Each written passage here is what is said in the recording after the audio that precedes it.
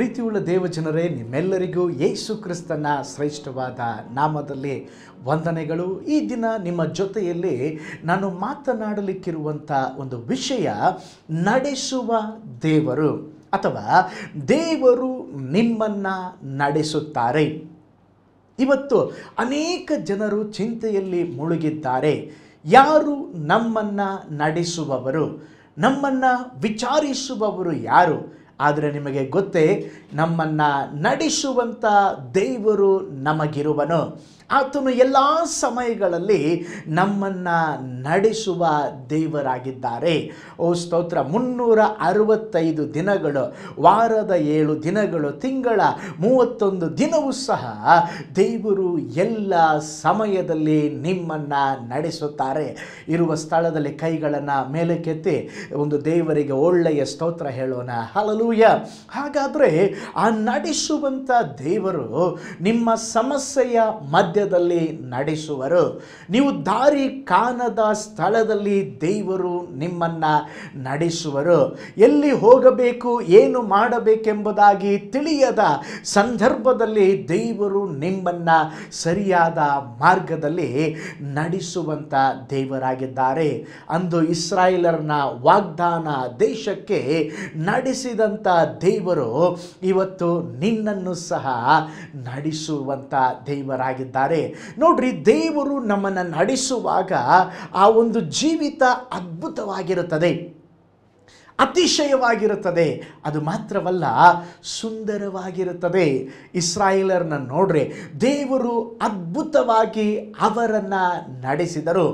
ಅವರಿಗೆ ದಾಹವಾದಾಗ ಮಿನರಲ್ ವಾಟರ್ಗಿಂತ ಸಿಹಿಯಾದಂಥ ಬಂಡೆಯ ನೀರನ್ನು ದೇವರು ಕೊಟ್ಟರು. ಹಸುವೆಯಾದಾಗ ಪರಲೋಕದಿಂದ ಮನ್ನವನ್ನು ಕೊಟ್ಟರು. ನಮಗೆ ಮಾಂಸ ಬೇಕೆಂಬುದಾಗಿ ಕೇಳಿದಾಗ ದೇವರು ಲಾವಕ್ಕಿಗಳನ್ನು ಕೊಟ್ಟರು. ಧರ್ಮೋಪದೇಶ ಕಾಂಡ 29ನೇ ಅಧ್ಯಾಯ 5ನೇ ವಾಕ್ಯವನ್ನು ಓದಿಕೊಳ್ಳೋಣ. 40 ವರ್ಷ ನಾನು ನಿಮ್ಮನ್ನು ಅರಣ್ಯದಲ್ಲಿ ನಡೆಸಿಕೊಂಡು ಬಂದಿದ್ದೇನೆ. ನಿಮ್ಮ ಮೈ ಮೇಲಿದ್ದ ಉಡುಪಾಗಲಿ ಕಾಲಲ್ಲಿದ್ದ ಕೆರವಾಗಲಿ ಜೀರ್ಣವಾಗಲಿಲ್ಲ. ಈಗ ಓದಿಕೊಂಡಂಥ ವಾಕ್ಯ ಭಾಗದಲ್ಲಿ ನಾವು ನೋಡುತ್ತಾದ್ದೇವೆ, ದೇವರು ಹೇಳುತ್ತಾ ಇದ್ದಾರೆ, 40 ವರ್ಷ ನಾನು ನಿಮ್ಮನ್ನು ಅರಣ್ಯದಲ್ಲಿ ನಡೆಸಿಕೊಂಡು ಬಂದಿದ್ದೇನೆ. ಅವರು ಹಾಕಿಕೊಂಡಂಥ ಬಟ್ಟೆ, ಅದು ಅವರು ಬೆಳೆದ ಹಾಗೆ ಬಟ್ಟೆನೂ ಬೆಳೆಯಿತ್ರಿ. ಅವರು ಹಾಕಿಕೊಂಡಂಥ ಚಪ್ಪಲಿಗಳು, ಕೆರೆಗಳು ಸಹ ಸವಿದು ಹೋಗಲಿಲ್ಲಂತ. ಎಷ್ಟು ವರ್ಷ? 40 ವರ್ಷ. ಅದ್ಭುತವಾಗಿ ದೇವರು ನಡೆಸಿದರು. ಅದ್ಭುತವಾಗಿ ದೇವರು ಅವರನ್ನು ಪೋಷಿಸಿದರು. ನೋಡ್ರಿ, ಮನುಷ್ಯನ ಜೀವನ ಅಂದರೆ 80 ವರ್ಷ. ಆ 80 ವರ್ಷದಲ್ಲಿ 40 ವರ್ಷ ದೇವರು ಅವರನ್ನು ನಡೆಸಿದಾರಂದರೆ ಅವರ ಜೀವನದ ಅರ್ಧ ಆಯುಸ್ಸು ಅವರು ಕೆಲಸಕ್ಕೆ ಹೋಗಲಿಲ್ಲ, ಕಂಪನಿಯಲ್ಲಿ ಕೆಲಸ ಮಾಡಲಿಲ್ಲ. ಅವರಿಗೆ ಬೇಕಾದಂಥ ಎಲ್ಲವನ್ನ, ಊಟವನ್ನು, ಆಹಾರವನ್ನು, ಅದ್ಭುತಗಳನ್ನು, ಅತಿಶಯಗಳನ್ನು ತೋರಿಸಿ 40 ವರ್ಷಗಳು ದೇವರು ನಡೆಸಿದರು. ಅವರು ಬಟ್ಟೆ ಹರಿದು ಹೋಗಲಿಲ್ಲ, ಅವರ ಹಾಕಿಕೊಂಡಂಥ ಕೆರೆಗಳು ಜೀರ್ಣವಾಗಲಿಲ್ಲ. ಓ ಸ್ತೋತ್ರ. ದೇವರು ಅದ್ಭುತವಾಗಿ ನಡೆಸಿದರು. ನಾವು ತೆಗೆದುಕೊಳ್ಳುವಂಥ ಚಪ್ಪಲಿ ಆಗಲಿ, ಶೂ ಆಗಲಿ, ಹಬ್ಬ ಬಂದರೆ 3 ತಿಂಗಳ, ಇನ್ನೂ ಚೆನ್ನಾಗಿದೆ ಅಂದರೆ 6 ತಿಂಗಳು, ಬಿಟ್ಟರೆ 1 ವರ್ಷ. ಆದರೆ ಇಸ್ರಾಯೇಲರು ಹಾಕಿಕೊಂಡಂಥ ಕೆರೆಗಳು, ಬಟ್ಟೆಗಳು 40 ವರ್ಷ ಅವರು ಬೆಳೆದ ಹಾಗೆ ಅವು ಸಹ ಅವರೊಟ್ಟಿಗೆ ಬೆಳೆದವು. ಕಾರಣ, ದೇವರು ಅವರನ್ನು ನಡೆಸುವಂಥವರಾಗಿದ್ದರು. ನಿಮ್ಮ ಜೀವಿತದಲ್ಲಿ ಕೂಡ ದೇವರು ನಿಮ್ಮನ್ನು ನಡೆಸುವುದಾದರೆ ನಿಮ್ಮ ಜೀವನದಲ್ಲಿ ಕೊರತೆ ಇರೋದಿಲ್ಲ. ನಿಮ್ಮ ಜೀವನದಲ್ಲಿ, ಓ ಸ್ತೋತ್ರ, ನೀವು ಎದುರು ನೋಡಿದ್ದಕ್ಕಿಂತ ಹೆಚ್ಚಾಗಿ ದೇವರು ನಿಮ್ಮನ್ನು ಮಾನಿಸುವಂಥವರಾಗಿರುತ್ತಾರೆ. ಹಾಗಿರುವುದಾದರೆ ಇಸ್ರಾಯೇಲರನ್ನ 40 ವರ್ಷ ಅದ್ಭುತವಾಗಿ ನಡೆಸಿದಂಥ ದೇವರು ಇವತ್ತು ನಮ್ಮನ್ನು ನೋಡಿ ಹೇಳುತ್ತಾ ಇದ್ದಾರೆ, ಮಗಳೇ, ನೀನು ಕಣ್ಣೀರಿಡಬೇಡ, ಮಗನೇ, ನೀನು ಚಿಂತಿಸಬೇಡ. ಓ ಸ್ತೋತ್ರ.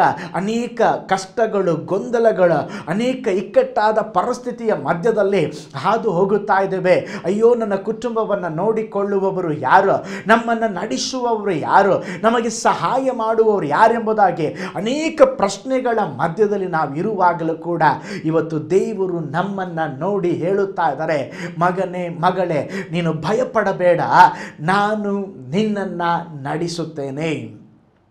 ಹಾಗಾದರೆ ದೇವರು ನಮ್ಮನ್ನು ನಡೆಸ್ತಾರೆ. ದೇವರು ನಮ್ಮನ್ನು ಹೇಗೆ ನಡೆಸ್ತಾರೆ?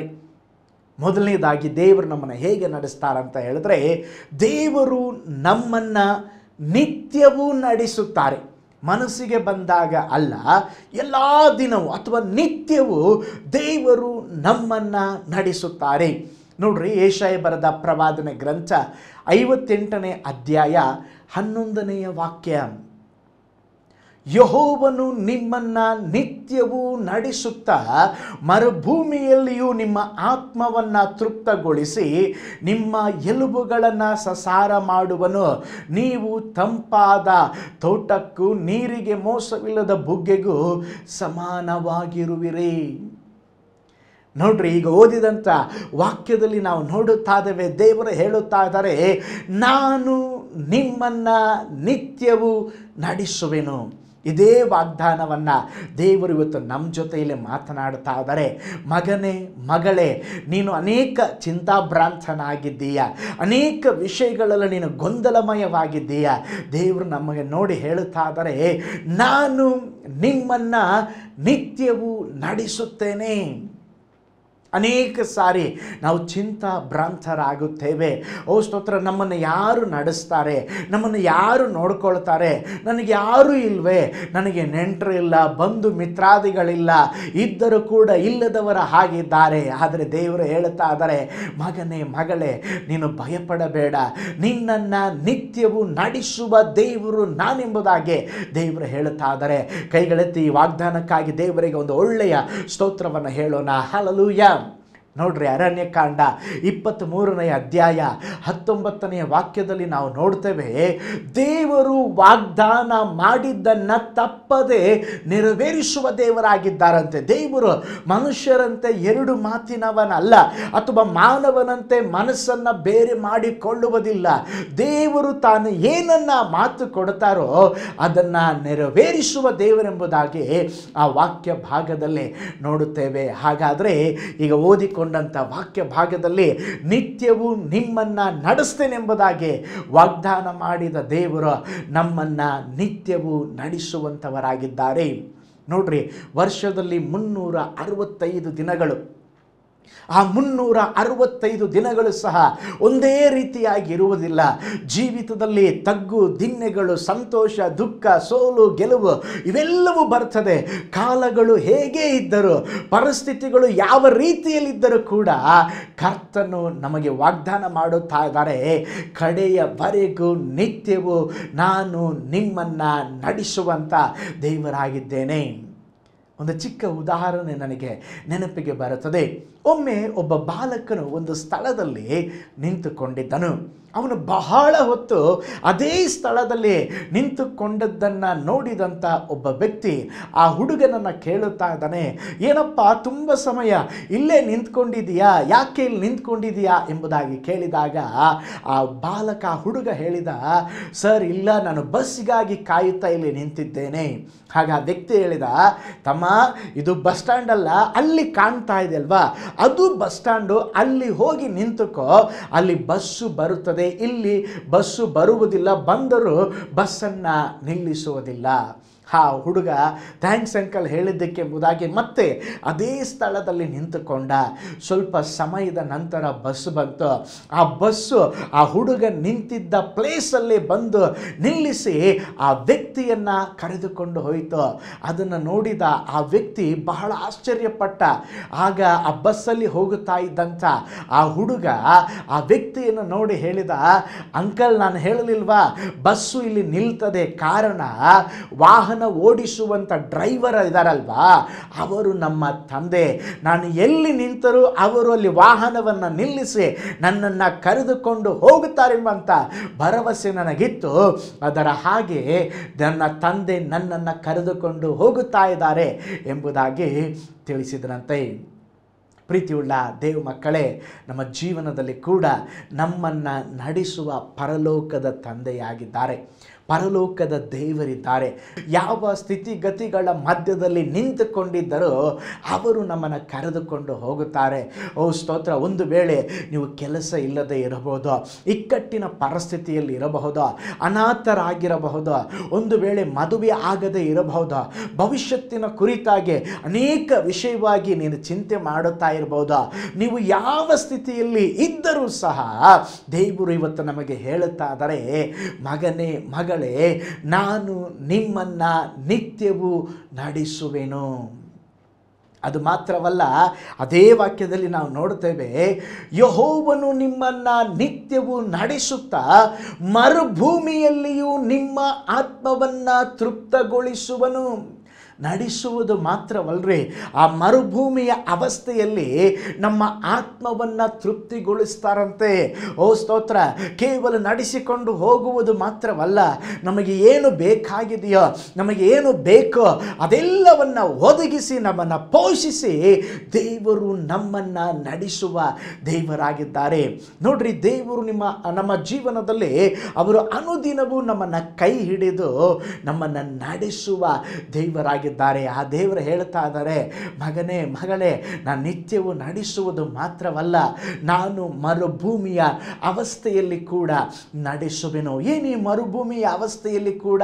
ಮರುಭೂಮಿ ಅಂದರೆ ಏನು ಇಲ್ಲದ ಅವಸ್ಥೆ, ಕೊರತೆಯಲ್ಲಿ ಇರುವಾಗಲೂ, ಕಷ್ಟ ಸಂಕಟಗಳು, ಶೋಧನೆಗಳ ಮಧ್ಯದಲ್ಲಿ, ಸಾಲದ ಮಧ್ಯದಲ್ಲಿ, ಏನು ಇಲ್ಲದ ಅವಸ್ಥೆಯಲ್ಲಿ ನಾವು ನಡೆದು ಹೋಗುತ್ತಿರುವಾಗಲೂ ದೇವರು ಹೇಳುತ್ತಾ ಇದ್ದಾರೆ, ಆ ಮರುಭೂಮಿಯ ಅವಸ್ಥೆಯಲ್ಲಿ ನಿನ್ನನ್ನು ನಡೆಸುವುದು ಮಾತ್ರವಲ್ಲ, ನಾನು ನಿನ್ನನ್ನು ಪೋಷಿಸುತ್ತೇನೆ, ನಿನ್ನ ಆತ್ಮವನ್ನು ತೃಪ್ತಗೊಳಿಸುವೆನೆಂಬುದಾಗಿ ದೇವರು ಹೇಳುತ್ತಾ ಇದ್ದಾರೆ.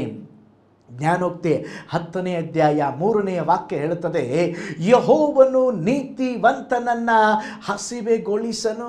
ನೋಡ್ರಿ, ನೀತಿವಂತನಿಗೆ ಅನೇಕ ಕಷ್ಟಗಳು ಬರಬಹುದು, ಓ ಸ್ತೋತ್ರ, ನೋವುಗಳು ಬರಬಹುದು, ಗಂಡಾಂತರಗಳು ಬರಬಹುದು.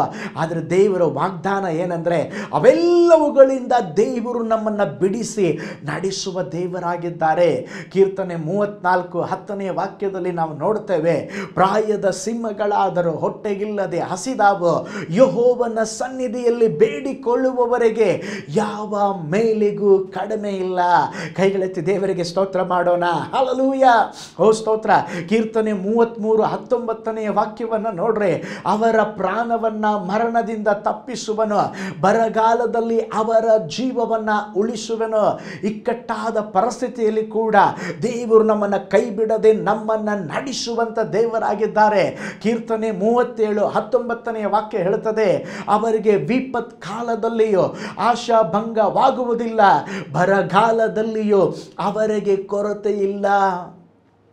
ಬರಗಾಲ ಅಂದರೆ ತಿನ್ನುವುದಕ್ಕೇನೂ ಇರೋದಿಲ್ಲರಿ, ಅವರ ಜೀವನದಲ್ಲಿ ಕೊರತೆ ಇರುತ್ತದೆ.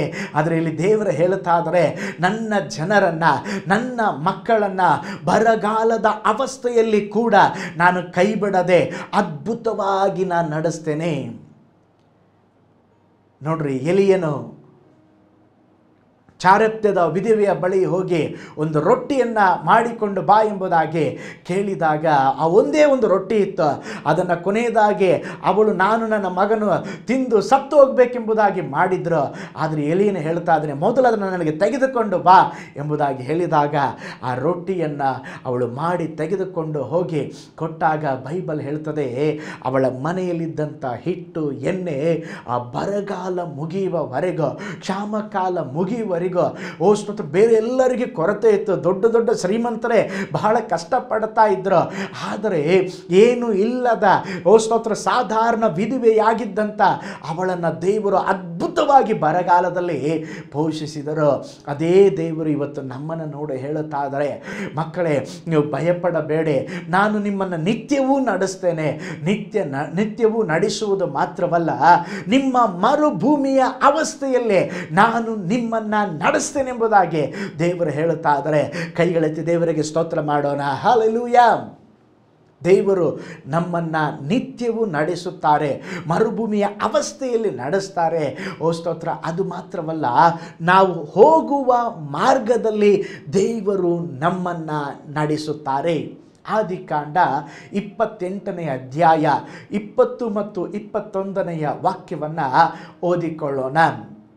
ಯಾಕೋಬನು ಅಲ್ಲಿ ದೇವರು ನನ್ನ ಸಂಗಡ ಇದ್ದು ನಾನು ಹೋಗುವ ಈ ಮಾರ್ಗದಲ್ಲಿ ನನ್ನನ್ನು ಕಾಪಾಡಿ ತಿನ್ನುವುದಕ್ಕೆ ಆಹಾರವನ್ನು, ಉಡುವುದಕ್ಕೆ ವಸ್ತ್ರವನ್ನು ಕೊಟ್ಟು ತಿರುಗಿ ನನ್ನನ್ನು ತಂದೆಯ ಮನೆಗೆ ಸುರಕ್ಷಿತವಾಗಿ ಬರಮಾಡಿದರೆ ಯೆಹೋವನೇ ನನ್ನ ದೇವರಾಗಿರುವನು. ಈಗ ಓದಿದಂಥ ವಾಕ್ಯ ಭಾಗದಲ್ಲಿ ನಾವು ನೋಡುತ್ತಾದವೆ, ಯಾಕೋಬನು ದೇವರ ಬಳಿಯಲ್ಲಿ ಒಂದು ಹರಕೆಯನ್ನು ಹೊತ್ತುಕೊಳ್ಳುತ್ತಾದನೆ. ಯಾಕೋಬನು ಇಲ್ಲಿ ಹೇಳುತ್ತಾದನೆ, ನಾನು ಹೋಗುವ ಮಾರ್ಗದಲ್ಲಿ ದೇವರು ನನ್ನ ಸಂಗಡ ಇದ್ದು ನನ್ನನ್ನು ಕಾಪಾಡಿ ನನಗೆ ಬೇಕಾದ ಆಹಾರವನ್ನು ಕೊಟ್ಟು ನನ್ನನ್ನು ನಡೆಸುವುದಾದರೆ, ದೇವರು ನನಗೆ ಸುರಕ್ಷಿತವಾಗಿ ತಿರುಗಿ ಬರಮಾಡಿದರೆ ಯೆಹೋವನೇ ನನ್ನ ದೇವರಾಗಿರುವನು. ನೋಡ್ರಿ, ಯಾಕೋಬನ ಜೀವಿತವನ್ನು ನೋಡ್ರಿ. ಅವನೊಬ್ಬ ಮೋಸಗಾರನಾಗಿದ್ದ. ತಂದೆಯನ್ನು, ಅಣ್ಣನನ್ನು ಸ್ತೋತ್ರ ಅವನು ಮೋಸ ಮಾಡಿದ. ಈಗ ತಾಯಿಯ ಮಾತಿನಂತೆ ಈಗ ಅವರ ಅಣ್ಣ ಅವನನ್ನು ಕೊಲ್ಲುವುದಕ್ಕೆ ಪ್ರಯತ್ನಿಸುವಾಗ ಸ್ತೋತ್ರ ಈಗ ತಾಯಿ ಅವನನ್ನು ಅವನ ಅಣ್ಣನ ಮನೆಗೆ ಅಥವಾ ಅವನ ಮಾವನ ಮನೆಗೆ ಕಳುಹಿಸಿಕೊಡುತ್ತಾ ಇದ್ದಾಳೆ. ಹೋಗುವ ದಾರಿಯಲ್ಲಿ ಅವನು ಒಂದು ಸ್ಥಳದಲ್ಲಿ ಮಲಗಿ ಎದ್ದಾಗ ಈ ಒಂದು ಹರಿಕೆಯನ್ನು ದೇವರ ಬಳಿಯಲ್ಲಿ, ಒಂದು ಪ್ರಾರ್ಥನೆಯನ್ನು ದೇವರ ಬಳಿಯಲ್ಲಿ ಹೇಳುತ್ತಾ ಇದ್ದಾನೆ. ನೋಡ್ರಿ, ಈಗ ಅವನು ಒಬ್ಬಂಟಿಗನಾಗಿದ್ದಾನೆ, ಏಕಾಂಗಿಯಾಗಿದ್ದಾನೆ. ಅವನ ಜೊತೆಯಲ್ಲಿ ಯಾರೂ ಇಲ್ಲ. ಈಗ ತಾಯಿಯ ಪ್ರೀತಿ ಇಲ್ಲ, ತಂದೆಯ ದಯೆ ಇಲ್ಲ. ಎಲ್ಲಿಗೆ ಹೋಗಬೇಕು, ಏನು ಮಾಡಬೇಕು ಗೊತ್ತಿಲ್ಲ. ಈಗ ಸೂರ್ಯನು ಅಸ್ತಮಿಸಿ ಇರುಳಾಯಿತು. ಅಯ್ಯೋ, ಎಲ್ಲರೂ ಕೈ ಬಿಟ್ಟರೆ ನನ್ನ ಜೀವನ ಒಂಟಿತನವಾಗಿದೆ ಅಲ್ವಾ, ನಾನು ಏಕಾಂಗಿ ಆಗಿದ್ದೇನಲ್ವ ಎಂಬುದಾಗಿ ದುಃಖದಿಂದ ಒಂದು ತಲೆದಿಂಬನ್ನು ಇಟ್ಟುಕೊಂಡು ನಿದ್ರೆ ಹೋದನ. ಆ ಸಮಯದಲ್ಲೇ ದೇವರು ಅವನಿಗೆ ದರ್ಶನ ಕೊಟ್ಟರು. ಆದಿಕಾಂಡ 28ನೇ ಅಧ್ಯಾಯ 13ರಿಂದ 15 ವಚನಗಳನ್ನು ನೀವು ನೋಡ್ರಿ. ದೇವರು ಹೇಳ್ತಾ ಇದ್ದಾರೆ, ಯಾಕೋಬನೇ, ನಾನು ನಿನ್ನ ತಂದೆಯಾದ ಅಬ್ರಹಾಂ ಈಸಾಕನ ದೇವರಾಗಿರುವ ಯೆಹೋವನು ನೀನು ಮಲಗಿಕೊಂಡಿರುವ ಈ ದೇಶವನ್ನು ನಿನಗೂ ನಿನ್ನ ಸಂತತಿಗೂ ಕೊಡುತ್ತೇನೆ. ನಾನು ನಿನ್ನ ಸಂಗಡ ಇದ್ದು ನೀನು ಹೋಗುವ ಎಲ್ಲ ಸ್ಥಳಗಳಲ್ಲಿ ನಿನ್ನನ್ನು ಕಾಪಾಡಿ ತಿರುಗಿ ಬರಮಾಡುತ್ತೇನೆ. ನಾನು ಹೇಳಿದ್ದನ್ನೆಲ್ಲ ನೆರವೇರಿಸದೆ ಬಿಡುವುದಿಲ್ಲ ಎಂಬುದಾಗಿ ಯಾಕೋಬನಿಗೆ ದೇವರು ವಾಗ್ದಾನ ಮಾಡಿದರು. ನಾನು ನಿನ್ನ ಜೊತೆ ಇದ್ದು ನಾನು ನಿನ್ನನ್ನು ಕಾದು ಕಾಪಾಡುವೆನೆಂಬುದಾಗಿ ದೇವರು ವಾಗ್ದಾನ ಮಾಡಿದರು. ನೋಡ್ರಿ, ಸ್ತೋತ್ರ, ದೇವರು ವಾಗ್ದಾನ ಮಾಡಿದಂತೆ ಅವನನ್ನು ಸ್ತೋತ್ರ ಅವನು ಹೋಗುವ ಎಲ್ಲ ಮಾರ್ಗದಲ್ಲಿ ದೇವರು ಅವನನ್ನು ನಡೆಸಿ ಕಾಪಾಡಿದರು. ಯಾವಾಗ ದೇವರು ನಮ್ಮೊಂದಿಗೆ ಇರುತ್ತಾರೋ ನಾವು ಯಾವ ಕೇಡಿಗೂ ಭಯಪಡಬೇಕಾದಂಥ ಅವಶ್ಯಕತೆ ಇಲ್ಲ. ನೋಡ್ರಿ, ದೇವರು ನಮ್ಮ ಜೊತೆ ಇರಬೇಕ್ರಿ. ನಮ್ಮನ್ನು ದೇವರು ನಡೆಸಬೇಕಂದ್ರೆ, ದೇವರು ನಮ್ಮನ್ನು ಕಾಪಾಡಬೇಕಂದ್ರೆ ನಾವು ದೇವರ ವಾಕ್ಯವನ್ನು ಅನುಸರಿಸಿ ನಡೆಯಬೇಕು. ಆವಾಗ ನಿಶ್ಚಯವಾಗಿ ಸ್ತೋತ್ರ ದೇವರು ನಮ್ಮನ್ನು ನಡೆಸುವಂಥವರಾಗಿದ್ದಾರೆ.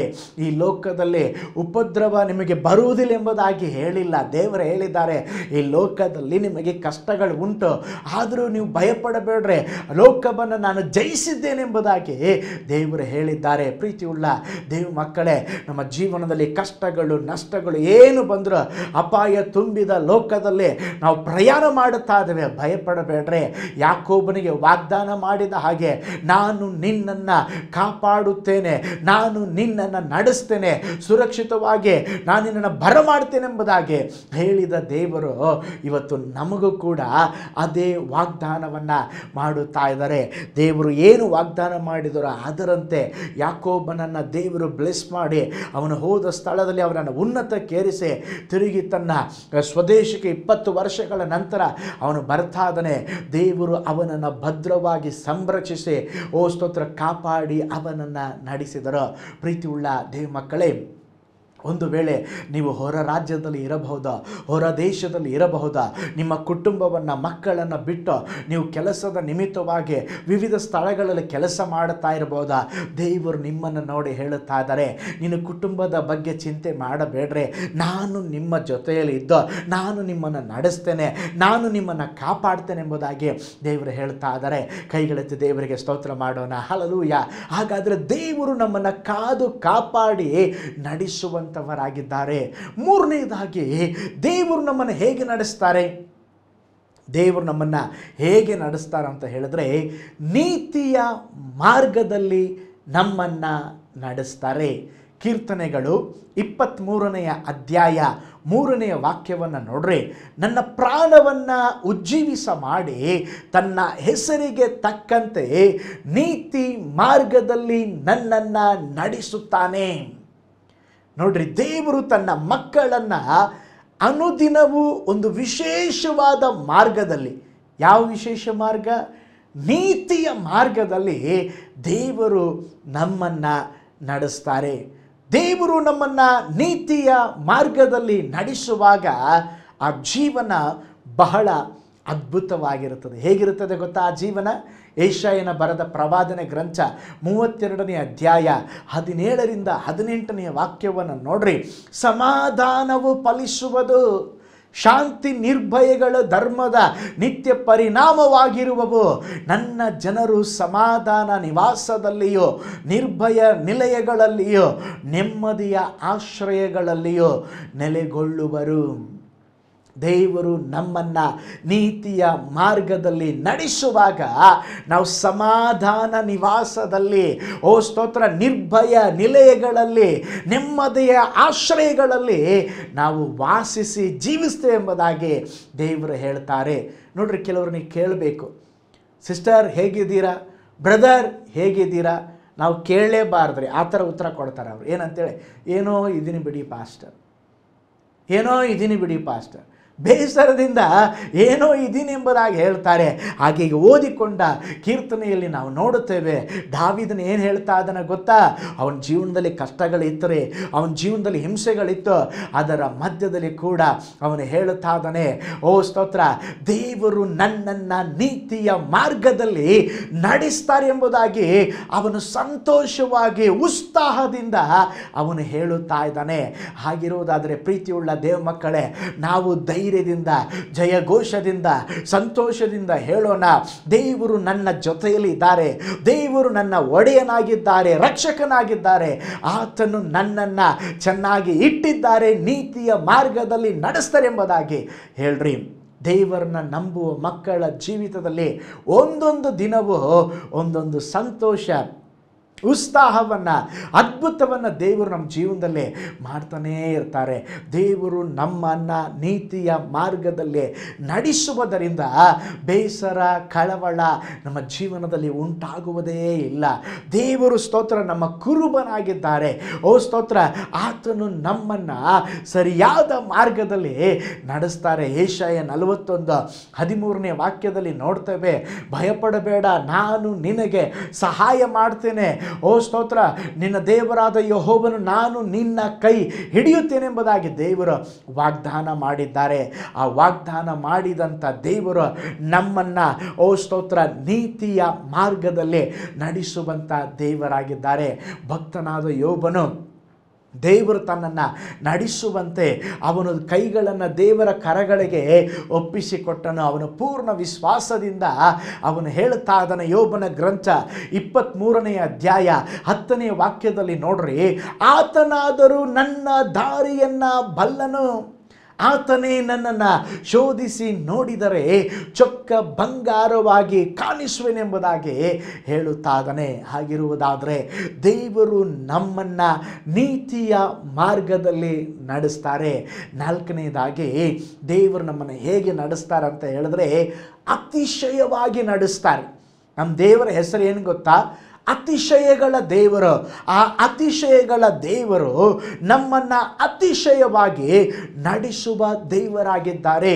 ಯೋವೇಲನ ಗ್ರಂಥ 2ನೇ ಅಧ್ಯಾಯ 26ನೇ ವಾಕ್ಯವನ್ನು ನೋಡ್ರಿ, ನೀವು ಹೊಟ್ಟೆ ತುಂಬ ಊಟ ಮಾಡಿ ತೃಪ್ತಗೊಂಡು ನಿಮಗಾಗಿ ಅದ್ಭುತ ಕಾರ್ಯಗಳನ್ನು ಮಾಡಿದ ನಿಮ್ಮ ದೇವರಾದ ಯೆಹೋವನ ನಾಮವನ್ನು ಕೊಂಡಾಡುವಿರಿ. ಎಷ್ಟು ಒಂದು ಒಳ್ಳೆಯ ವಾಕ್ಯ ಅಲ್ವಾ?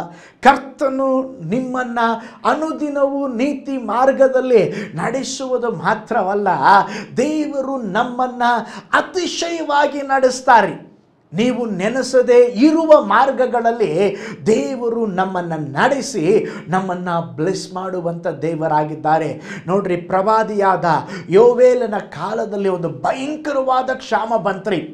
ಹೊಲಗಳಲ್ಲಿ ಬೆಳೆದಂಥ ಬೆಳೆ ಮಿಡತೆಗಳ ಆಹಾರವಾಯಿತು. ಚೂರು ಮಿಡತೆ ತಿಂದು ಬಿಟ್ಟಿದ್ದನ್ನು ಗುಂಪು ಮಿಡತೆ ತಿಂದು ಬಿಡ್ತು. ಗುಂಪು ಮಿಡತೆ ತಿಂದು ಬಿಟ್ಟಿದ್ದನ್ನು ಸಣ್ಣ ಮಿಡತೆ ತಿಂದು ಬಿಡ್ತು. ಸಣ್ಣ ಮಿಡತೆ ತಿಂದು ಬಿಟ್ಟಿದ್ದನ್ನು ದೊಡ್ಡ ಮಿಡತೆ ತಿಂದು ಬಿಡ್ತು ಎಂಬುದಾಗಿ ಯೋವೇಲನ ಗ್ರಂಥ 1ನೇ ಅಧ್ಯಾಯ 4ನೇ ವಾಕ್ಯದಲ್ಲಿ ನಾವು ನೋಡ್ತೇವೆ. ನೋಡ್ರಿ, ಅವರ ಜೀವನದಲ್ಲಿ ಸ್ತೋತ್ರ ಏನೋ ಎದುರು ನೋಡಿದ್ರೆ ಆಶೀರ್ವಾದ, ಆದರೆ ನಡೆಯುತ್ತಾ ಇರುವಂಥ ಘಟನೆಗಳು, ನಡೆಯುತ್ತಾ ಇರುವಂಥ ಸಂಗತಿಗಳು ಎಲ್ಲವೂ ಅದಲು ಬದಲಾಗಿದೆ. ಶೋಧನೆಯ ಮೇಲೆ ಶೋಧನೆ, ಸಮಸ್ಯೆಯ ಮೇಲೆ ಸಮಸ್ಯೆ. ಜನರು ಬೀಜವನ್ನು ಬಿತ್ತಿದ್ದಾರೆ, ಆದರೆ ಫಲ ಕಾಣಲಿಲ್ಲ. ಸ್ತೋತ್ರ, ದೇವ ಜನರು ಕರ್ತನ ಕಡೆಗೆ ತಿರುಗಿದಾಗ ಗುಂಪು ಮಿಡತೆ, ಸಣ್ಣ ಮಿಡತೆ, ಚೂರು ಮಿಡತೆ, ಅಂತೂ ನಾನು ನಿಮ್ಮ ಮೇಲೆ ದೊಡ್ಡ ಸ್ತೋತ್ರ ತಿಂದು ಬಿಟ್ಟ ವರ್ಷಗಳನ್ನು ದೇವರು ಹೇಳ್ತಾ ಇದ್ರೆ, ನಾನು ನಿಮಗೆ ತಿರುಗಿ ಕಟ್ಟಿ ಕೊಡುವೆನು. ಕೈಗಳೆತ್ತೆ ದೇವರಿಗೆ ಸ್ತೋತ್ರ ಮಾಡೋಣ. ಅಂದರೆ ನೀವೇನನ್ನು ಕಳ್ಕೊಂಡಿದ್ದೀರೋ, ನಿಮ್ಮ ಜೀವನದಲ್ಲಿ ಏನನ್ನು ನಷ್ಟಪಡಿಸಿಕೊಂಡಿದ್ದೀರೋ, ನಿಮ್ಮ ಜೀವನದಲ್ಲಿ ಇದ್ದಂಥ ಎಲ್ಲ ಕಾರ್ಯಗಳನ್ನು ಕಳ್ಕೊಂಡಿರಬಹುದಾ? ದೇವರು ಹೇಳ್ತಾ ಇದ್ದಾರೆ, ನೀನು ಕಳೆದುಕೊಂಡದ್ದನ್ನು ತಿರುಗಿ ಪಡೆಯುವೆ, ನಷ್ಟಪಟ್ಟಿದ್ದನ್ನು ನಾನು ನಿನಗೆ ಲಾಭವಾಗಿ ಕೊಡುವೆನೆಂಬುದಾಗಿ ಹೇಳುತ್ತಾ ಇದ್ದಾರೆ. ಹೌದು ಪ್ರೀತಿಯುಳ್ಳ ದೇವ ಮಕ್ಕಳೇ, ದೇವರು ನಮ್ಮನ್ನು ನಡೆಸುವಾಗ ಆ ಜೀವನ ಅತಿಶಯವಾಗಿ ಇರುವಂಥದ್ದಾಗಿದೆ. ದೇವ ಮಕ್ಕಳು ಎಂದಿಗೂ ಅವಮಾನಕ್ಕೆ ಒಳಗಾಗುವುದಿಲ್ಲರಿ. ಕೆಲವು ವೇಳೆಗಳಲ್ಲಿ ದೇವರು ನಮ್ಮನ್ನು ಬಿಟ್ಟು ದೂರ ಹೋಗುವಾಗ ಕಷ್ಟ ನಷ್ಟಗಳು ಉಂಟಾಗಿರಬಹುದು. ಆದರೆ ನಾವು ಪಶ್ಚಾತ್ತಾಪದಿಂದ ದೇವರ ಕಡೆಗೆ ತಿರುಗುವಾಗ ಆತನು ನಮ್ಮ ದುಃಖವನ್ನು ಸಂತೋಷವಾಗಿ ಮಾರ್ಪಡಿಸ್ತಾನೆ. ದೇವರ ಕೃಪೆಯನ್ನು, ಆಶೀರ್ವಾದವನ್ನು ಆಗ ನೀವು ಅಧಿಕವಾಗಿ ಪಡೆಯುವಿರಿ. ಅತಿಶಯಗಳನ್ನು, ಅದ್ಭುತಗಳನ್ನು ನಿಮ್ಮ ಜೀವಿತದಲ್ಲಿ ಕಾಣುವಿರಿ. ನೋಡ್ರಿ, ಒಂದು ದಿವಸ ಸೀಮೋನ್ ಪೇತ್ರನು ರಾತ್ರಿ ಎಲ್ಲ ಮೀನು ಹಿಡಿಯಲಿಕ್ಕೆ ಪ್ರಯಾಸ ಪಟ್ಟ, ಒಂದು ಮೀನಾದರೂ ಸಿಗಲಿಲ್ಲ.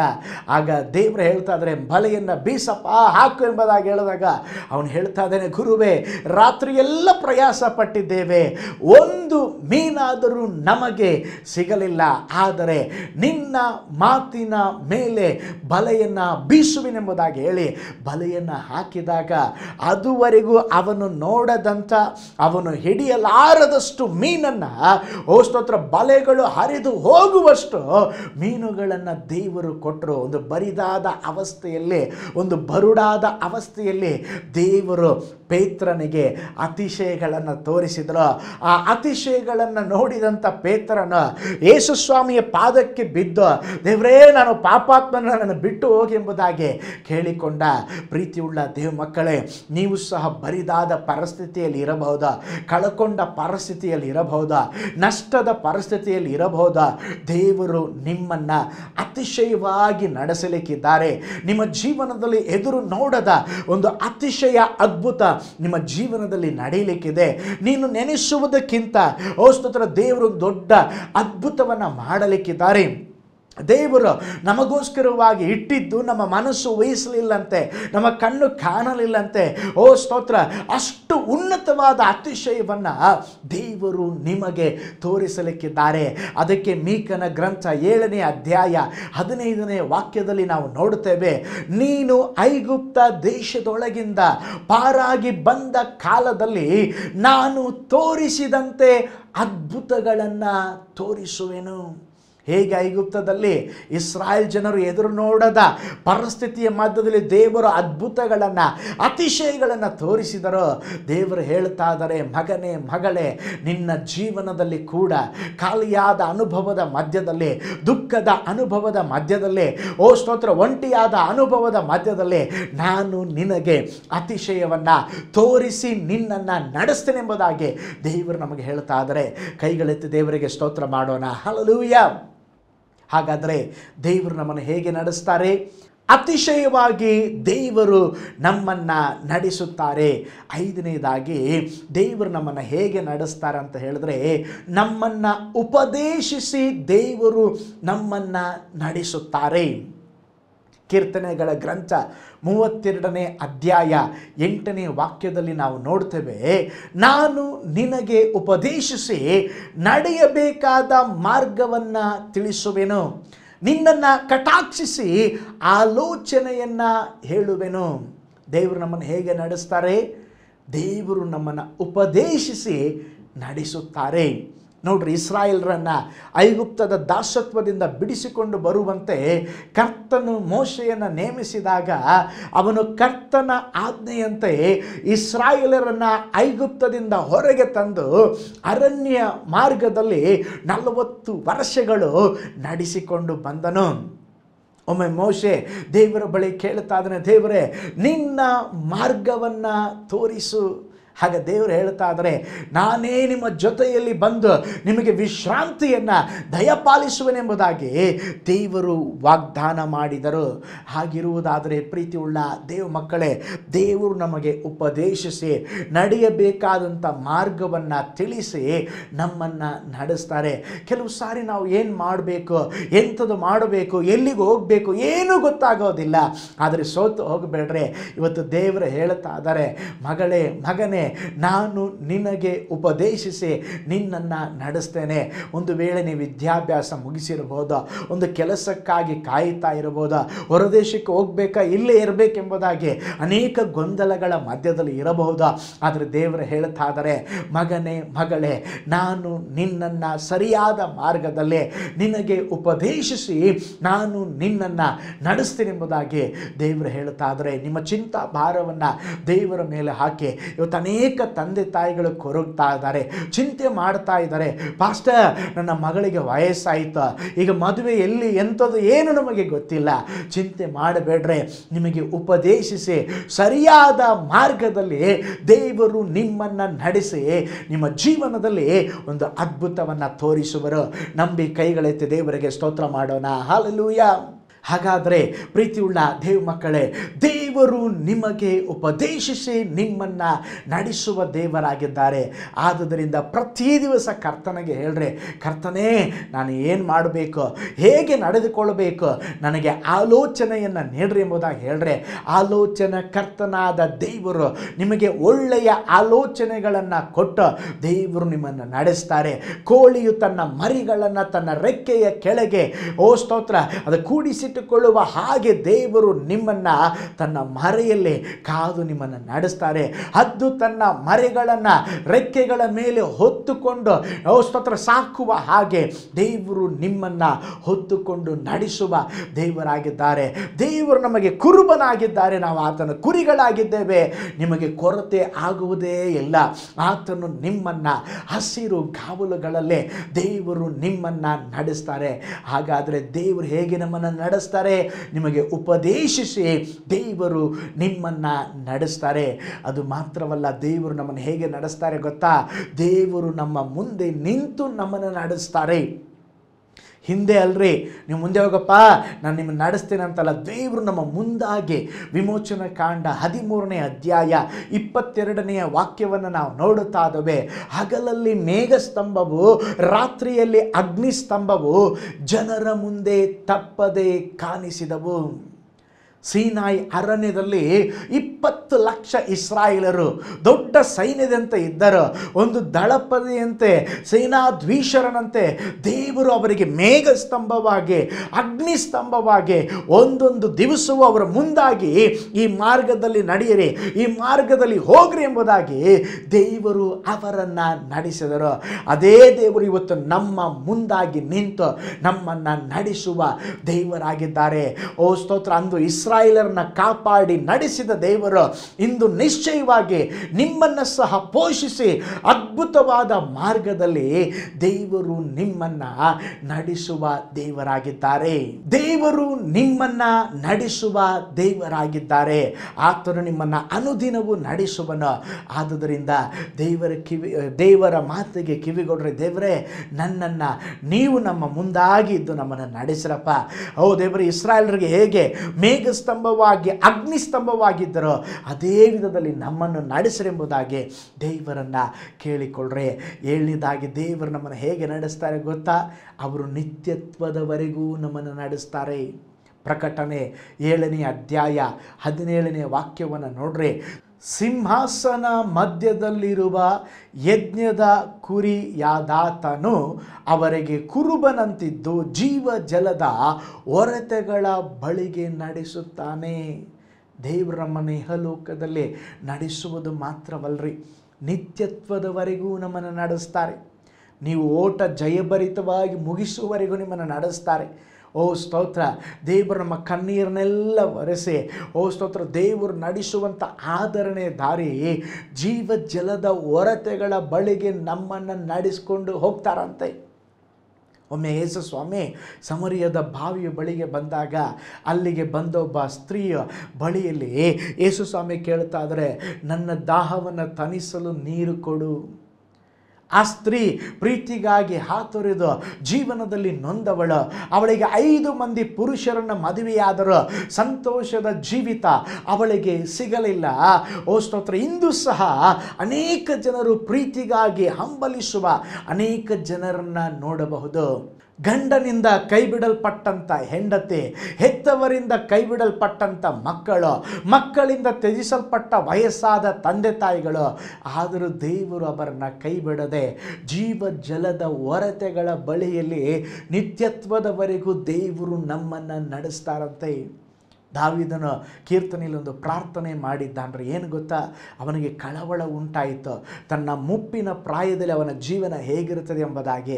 ಅದಕ್ಕೆ ಕೀರ್ತನೆ 71:9ನೇ ವಾಕ್ಯದಲ್ಲಿ ನೋಡ್ತೇವೆ, ದಾವೀದನು ಪ್ರಾರ್ಥನೆ ಮಾಡ್ತಾ ಇದ್ದಾನೆ, ದೇವರೇ, ವೃದ್ಧಾಪದಲ್ಲಿ ನನ್ನನ್ನು ಧಿಕ್ಕರಿಸಬೇಡ, ನನ್ನ ಬಲವು ಕುಂದಿದಾಗ ಕೈ ಬಿಡಬೇಡ. ನೋಡ್ರಿ, ಅನೇಕ ಸಾರಿ ವೃದ್ಧಾಪದಲ್ಲಿ ಮಕ್ಕಳು ಓ ಸ್ತೋತ್ರ ತಂದೆ ತಾಯಿಗಳನ್ನ ಬಿಟ್ಟು ಬಿಡ್ತಾರೆ. ಅನೇಕ ಜನರು ಓ ಸ್ತೋತ್ರ ಅವರನ್ನು ಒಂದು ಆಶ್ರಮಕ್ಕೆ ಹಾಕಿ ಬಿಡ್ತಾರೆ.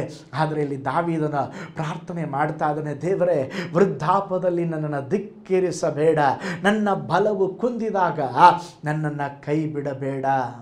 ಪ್ರೀತಿಯುಳ್ಳ ದೇವ ಮಕ್ಕಳೇ, ನೀವು ಭಯಪಡಬೇಡ್ರಿ. ದೇವರನ್ನು ನಂಬಿದ ದೇವ ಮಕ್ಕಳನ್ನು ದೇವರು ಕೊನೆಯವರೆಗೂ ನಮ್ಮನ್ನು ನಡೆಸುವಂಥ ದೇವರಾಗಿದ್ದಾರೆ. ಅದಕ್ಕೆ ದಾವೀದನು ವಿಶ್ವಾಸದ ಹರಿಕೆಯನ್ನು ಮಾಡಿದ. ಕೀರ್ತನೆ 23:6ನೇ ವಾಕ್ಯದಲ್ಲಿ, ನನ್ನ ಜೀವಮಾನವೆಲ್ಲ ಶುಭವು ಕೃಪೆಯು ನನ್ನನ್ನು ಹಿಂಬಾಲಿಸುವುದು, ನಾನು ಸದಾ ಕಾಲವು ಯೆಹೋವನ ಮಂದಿರದಲ್ಲಿ ವಾಸಿಸುವೆನು. ದೇವ ಮಕ್ಕಳೇ, ಕಳವಳ ಪಡಬೇಡ್ರೆ. ಈ ಲೋಕದಲ್ಲಿ ಎಷ್ಟೋ ಭಕ್ತರು ಜೀವಿಸಿ ತಮ್ಮ ಓಟವನ್ನು ಜಯಭರಿತವಾಗಿ ಓಡಿ ಮುಗಿಸಿದ್ದಾರೆ. ಅವರನ್ನು ಕೈ ಬಿಡದೆ ಕೊನೆಯವರೆಗೂ ನಡೆಸಿದಂಥ ದೇವರು ನಿಮ್ಮನ್ನು ಸಹ ನಡೆಸುವ ದೇವರಾಗಿದ್ದಾರೆ.